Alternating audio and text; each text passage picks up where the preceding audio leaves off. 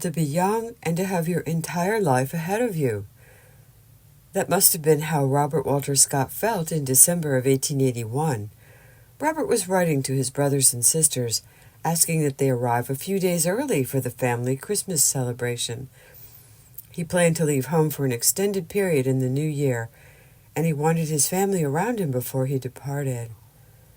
To strengthen his resolve, or perhaps just to explain his absence, Robert announced his trip in a letter to the editor of the Farmer and Mechanic, a newspaper published in Raleigh, North Carolina. This is what he said. "I expect you will be surprised to hear that I am going to New York next year to spend about 6 or 8 months at Houghton Farm, Orange County, which is a stock and an experimental farm combined. I believe that it will be of great advantage to me to go there and see practical farming carried on as near as possible to perfection. I am young and have plenty of time, and I believe that it will be of advantage to me all through life." Robert's family was glad to see that he was showing initiative, something he shared with his siblings, but it was a long way to go in the dead of winter, and of course he had never been so far from home before. We don't know today how Robert found out about Houghton Farm, but we do know that he was determined to go there and to see it for himself. This was going to be quite the trip, as Robert lived in rural Alamance County, North Carolina, hundreds of miles away. The journey, as he soon found out, would take 2 full days and require changing trains 5 times. His trip included an overnight on the steamer pictured here, the Florida, and even a short ride on a ferry. Today, you can get there much faster by driving or by taking a plane. Robert was only 20 years old at this point, but he was already the owner of Melville Farm and the Alamance Stock Farm. He had inherited land from his father, Henderson Scott, and had added to his holdings by buying out his brothers and sisters. Robert's father was more of an entrepreneur than a farmer, and although he did grow crops and raise animals, Henderson's focus had been on business and speculation. Robert knew that if he were to make a go of things, he would have to improve the quality of his fields and to find ways of breeding superior animals. Although he expressed confidence in public, Robert was very concerned about his future, wondering what would become of him and his dreams. In his heart of hearts, Robert's older brother, Ed, was not in favor of this trip. He wanted Robert to go into the tobacco business with him. Robert was personable, reliable, and honest. Ed knew that he would make a wonderful traveling salesman, or drummer, as they were called, for the fledgling company. But we are getting ahead of ourselves. At that time, Houghton Farm was one of only a handful of experimental agricultural stations located in the United States, and was most likely the only one that was privately funded. Robert was convinced that what he needed to know about sustainable agriculture could be learned there. Houghton Farm was the brainchild of Lawson Valentine, a brilliant and innovative industrialist and publisher who was very concerned about sustainable agriculture and the environment. In 1876, Mr. Valentine acquired more than 500 acres of land in the Scoonamonk Valley near Mountainville, New York. His goal was to set aside a portion of this land for farming, and he hired 2 leading scientists to guide this venture. The farm also served as a vacation spot for Mr. Valentine's family and friends. Wonderful images of Houghton Farm are to be seen in the work of Winslow Homer, as we see here. Mr. Homer was a friend of the Valentine family, and he spent time at the farm painting and sketching. Except for the cold weather, Robert could not have chosen a better time to visit Houghton Farm. He would be working with 2 highly respected agricultural innovators, Major Henry Alvord, the farm manager, and Dr. Manly Miles, head of the experimental station. Major Alvord had already distinguished himself as an expert dairy farmer and has been credited with inventing the glass milk bottle. Dr. Miles had trained as a medical doctor, but had expertise also in veterinary science, geology, animal breeding, and scientific experimentation.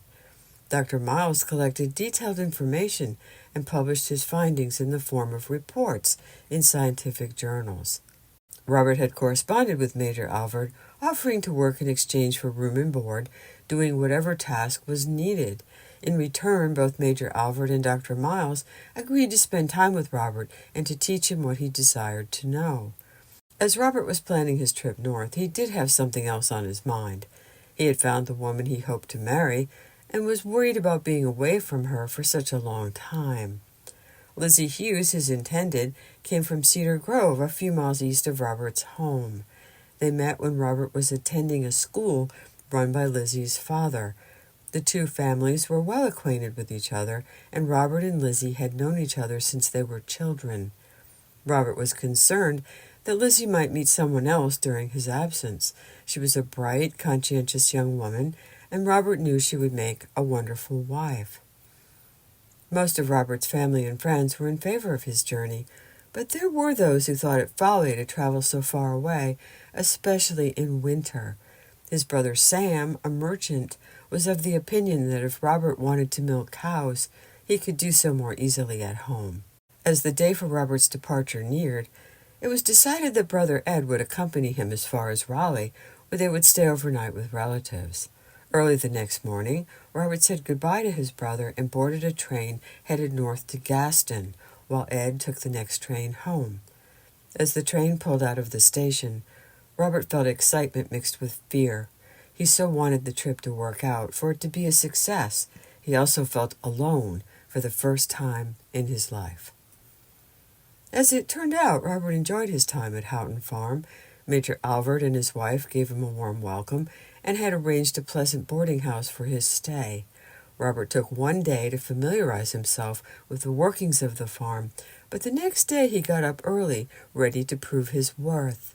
He spent his first working day milking cows and shelling corn. Robert impressed Major Alvord and Dr. Miles right away. He worked 12-hour days, accomplishing any task that was asked of him.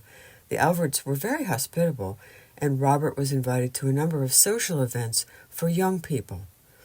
After a few weeks in residence, Robert shared his impressions in a letter to Lizzie.